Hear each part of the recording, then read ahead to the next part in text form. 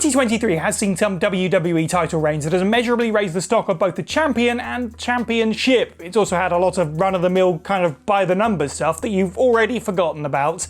I'm Sai for What Culture Wrestling, and here is every WWE championship reign from 2023 ranked. Number 17, Bianca Belair WWE Women's Championship. Now, this should be specified, of course, I'm not talking about Belair's 400-day reign as she came into 2023, but actually her second, which lasted all of about 5 minutes. Of course, it's good booking 101. If you're going to have a cash-in, it needs to be a devious heel, striking when a hot babyface is at their weakest. Belair competing in a triple threat match, being cashed in on by Iyo Sky, it just made sense. Of course, I can't rank it any higher, because it's not really a reign. It lasted all of about 5 minutes, so it's only on here to be thorough. Number 16, every WWE Women's Tag Team Championship reign. Okay, so maybe being thorough isn't the best option. Sometimes we need to not do that, otherwise I'd just be saying the same thing over and over again, is that the women's tag division sucks. It's just pointless. Who's it even for? The fans don't care, and clearly the bookers don't care either, because there have been 9 women's tag title matches so far this year at the time of speaking, which is only, it's like 3 more matches than Roman Reigns has had all year. And Roman Reigns is just one guy. You've got an entire division of women that you could do some interesting stuff with these tag titles, and instead, most of the duos that have had them haven't even successfully defended them once. Yes, there have been some unfortunate circumstances with injuries in the case of Sonya Deville and Lita, but it doesn't change the fact that this is the most forgettable title in perhaps the whole of wrestling. Number 15, Austin Theory WWE United States Championship. This one goes to show that a long reign doesn't necessarily equal a good reign. Austin Theory is, in theory, the archetypal WWE superstar. He should be a massive success, and they've given him everything he needs to be a massive success. And with the United States title, he had wins over, Edge, Cena, Sheamus, some big stars, and it just didn't connect. Ever, at any point. It's hard to pin down exactly why. Maybe it's because it felt so inorganic and forced. It wasn't terrible. It was just incredibly bland. Putting the title on him didn't help his push, and his reign didn't do anything for the title. Number 14, Charlotte Flair WWE SmackDown Women's Championship. Now known as the Women's World Championship, it was then known as the SmackDown Women's Championship, or as I like to call it, Charlotte's homecoming gift. There have been 3,000 days since Charlotte debuted in NXT, and for over 1,000 of those, she's been champion. So yes, this is just another kind of tired reign in her history. There's not much to say about this one, to be honest. It is nice that she defended it against Sonya Deville, who at that point hadn't really had much in the way of championship contention, but it really just felt like a holding pattern for them to get to WrestleMania and have Ripley, get her win back and take the belt from her, which was, again, the right decision, but it just meant that most people watching were just sort of waiting for this reign to be over. Number 13, Rhodes and Uso WWE Undisputed Tag Team Championship. Zooming out, this is actually more of just a small step on a bigger story. Cody Rhodes is headed for collision with Roman Reigns, probably at WrestleMania, presumably, to finish the story. That's just the way that it's got to go at this point. And Uso, well, he needed something to do, and he kind of needed to prove himself after leaving the Bloodline. And also, this is an interesting thing on his title win history, isn't it? Not just Jimmy and Jay Uso win the tag gold, but Uso and Rhodes, of all things. It only lasted 9 days before it went back to whence it came with the Judgment Day, but it was fun while it lasted, and we did get that thing about the Fastlane press conference thing where they were talking about having libations.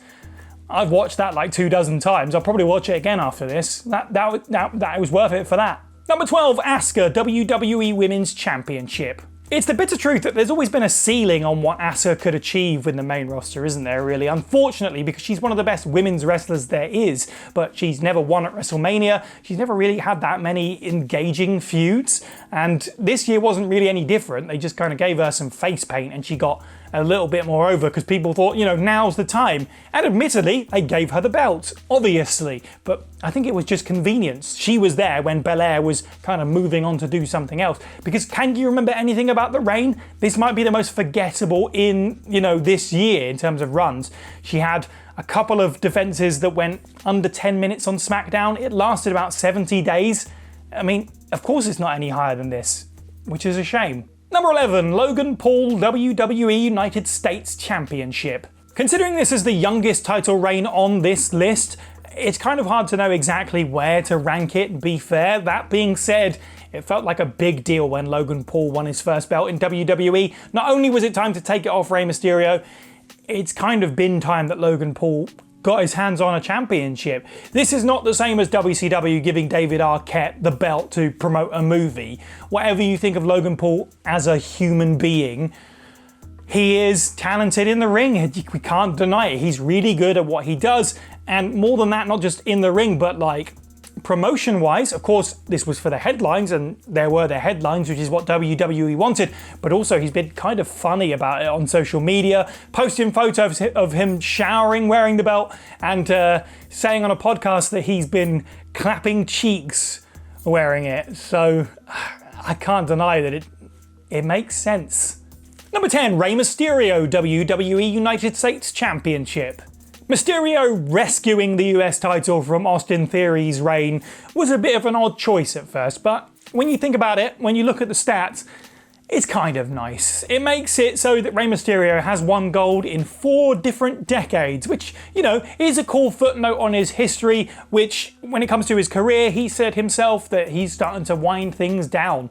It's kind of meant to end next year, in theory. I guess we'll see. So it's kind of hard to be mad at that, and considering it was quite a short reign and maybe not super memorable, it was used well in terms of setting up a future storyline with Santos Escobar in the LWO. We've now had that breakup, so as an impetus for a future storyline, it worked well. You know, this was one of those like, yeah, okay, you know, championship reigns. Not mind-blowing, but it did what it needed to do. Number 9, the Judgment Day WWE Undisputed Tag Team Championships. If you took a break from WWE for 9 days, then you would have not realised that Judgment Day dropped the belt to Rhodes and Uso and then got it back again. So rather than rank both of those reigns separately, let's just talk about them here together. And this would rank higher if not for the fact that it is still kind of early days yet. There's a lot more potential in this. There's a lot of great tag teams that Judgment Day could and should face in the future, so fingers crossed for that. But of course, they needed to get tag gold and they need to keep on to it now. They're the most over unit in WWE and they have been for quite some time. So like Rey Mysterio, I mean more than Rey Mysterio, this makes absolute sense. Priest and Balor as tag team champions, not something that you necessarily would have considered a couple of years ago. And the Judgment Day has really been one of those stables that's just come out of nowhere and just taken complete hold. The edgelord frat house that they are. You know what else makes sense? Purple straps. Give them the purple tag straps. Come on. Number 8, Owens and Zayn, WWE Undisputed Tag Team Championships. Belts are better when they're on heels, is simply a fact, because the babyface should be chasing. That being said, this needs to rank highly because it was a good 154-day reign with plenty of defenses against the like of, you know, Imperium and Pretty Deadly.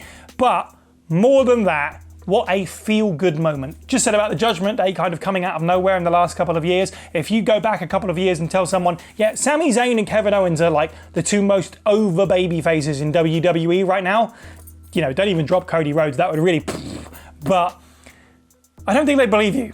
And we got here in the most organic way possible with the Sami and Bloodline feud. We insert Kevin into that. It felt completely natural. And the indie darlings, these best friends for all this time, got to main event WrestleMania and win the tag gold together. One of the best feel-good moments of the year, so of course it's this high. Number 7, Iyo Sky, WWE Women's Championship. Iyo Sky's championship reign has already ticked a bunch of boxes so far. Not only was it an exciting cash-in, it's always nice to have a new main roster champion. And obviously, Iyo Sky is just incredibly entertaining to watch. She's put in plenty of defenses since August against Zelina Vega, Charlotte Flair, Bianca Belair, that, 20-minute or so match on SmackDown with Asuka, which was really good. And more than that, the fact that she's surrounded by her Damage Control stablemates has really helped her make up for any shortcomings that she might have on the promo scene by having, Bayley on the stick. And all of them together are clearly putting in the work to make something out of this Women's Championship, which up until this point in the year had been kind of dull. Charlotte, Asuka, we talked about, not a lot of interest. Iyo Sky, however, you've got me engaged. Number 6, Roman Reigns, Undisputed WWE Universal Championship. It's not been Roman's best year, really. Like, compared to 2022, he's had fewer title defenses and he's also been on TV significantly less. So that's certainly hurt things. But when he has been around, well, the storylines have been divisive. Some people haven't enjoyed some of the bloodline extra twists and turns that there's one thing to not see it coming, and then there's another thing to be like, well, it doesn't really feel necessary. And when it comes to the ring work, some people have said that it's kind of crawled up its own bum a little bit and kind of slowed down a little bit too much in places. That kind of plodding drama that Roman Reigns has done really, really well, but have we seen all of it at this point? We are very long into this reign, and WWE should be commended for actually being able to stick to one thing for a very long time, when they've been very guilty of throwing championships around quite willy-nilly at some points. So props to them for that, but yes, as important as the title now feels because of how few defenses there have been and how a big deal Roman Reigns feels, we are just kind of spinning wheels at this point until WrestleMania, presumably. Number 5, Bianca Belair, WWE Raw Women's Championship. Watching Bianca Belair rise to the top of WWE over the last few years has been wonderful to watch, and obviously her 419-day reign, I think it was, from 2022 into 2023 is probably the highlight of her career thus far, and it really says a lot about how far she's come, that she came into 2023 really feeling like a completely believable champion, considering she's only been on the main roster for a few years. She feels like a threat, she feels like a big deal. There is obviously a conversation to be had about whether or not she should have dropped the belt to Asuka at WrestleMania if she was going to do it and create a big moment. That being said, obviously they wanted to go with a different moment, and they've etched Bianca Belair's name in history as one of the longest reigning women's champions of all time. It's tough to argue with that because the match quality is high and she's such a believable character. And obviously the incredible part is there's still a lot of upside there. She's got a lot of career ahead of her.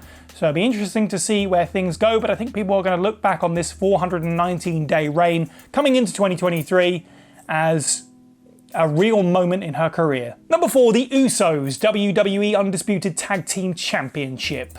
When ranking the best tag team title runs of all time, this is in the conversation. The Usos are one of the best tag teams of all time, but for them to have a previously unthinkable 622-day title reign, incredible stuff. It just made sense for them to unify the tag belts, and it did make sense for them to main event WrestleMania, taking the tag belts from being the thing that Vince McMahon often just kind of forgot existed, and very often when it came to WrestleMania was like on the kickoff show, on the pre-show, or at least very low down the card.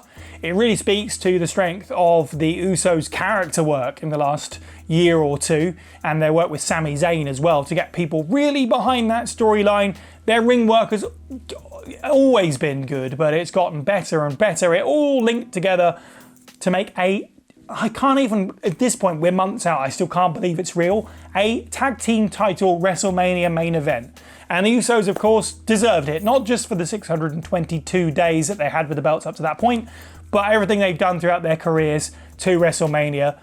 How could this not be as high up as it is? Number 3, Seth Rollins, WWE World Heavyweight Championship. The World Heavyweight title will always feel second best to Roman Reigns' Undisputed Championship. There's nothing that WWE or Seth Rollins can do about that. It's just a subconscious thing. That being said, they've both absolutely done their best in terms of the booking and the character work, the in-ring work. Seth Rollins, obviously hugely over with his wacky character.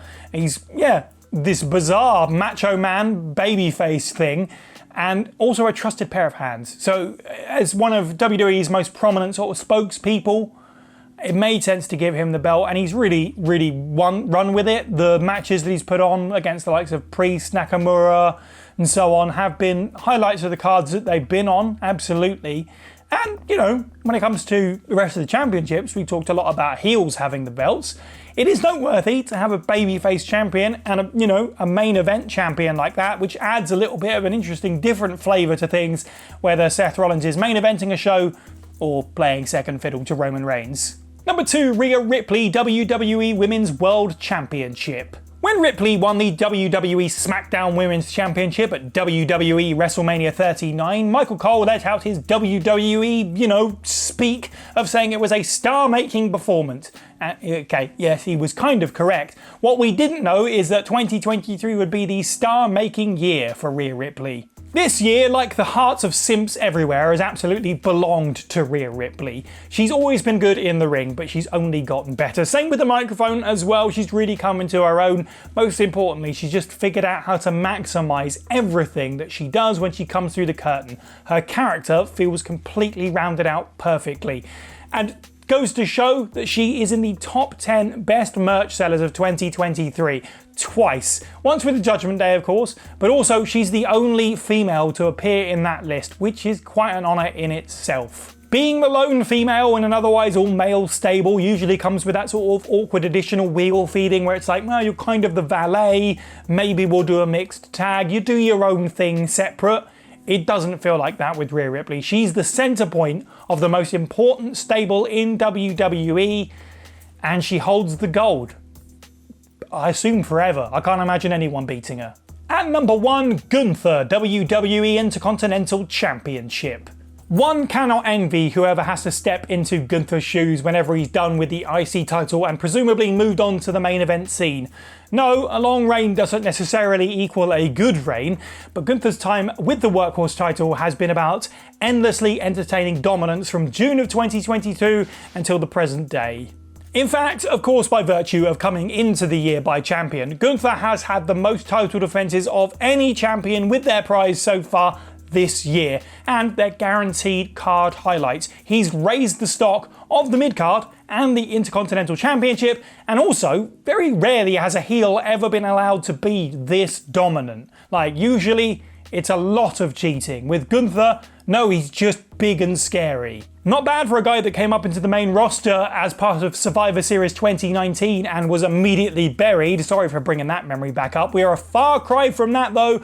Gunther is massively over, and the IC title is massively over because of him. Not only has he the longest reign of all time, he actually has a chance, if he takes that belt all the way to WrestleMania, of having the most combined days with it ever. What a huge turnaround. We're a far cry now from worrying about the future of Gunther. The future is bright and full of chest slaps and brutal lariats. That's every championship title reign of WWE in 2023 ranked. Let me know what your favourites and least favourites are down in the comments below, of course. Here's a video appearing on screen now which you should click to stay with us here. You'll enjoy it, I promise. I've been Cy for What Culture, and have a good week.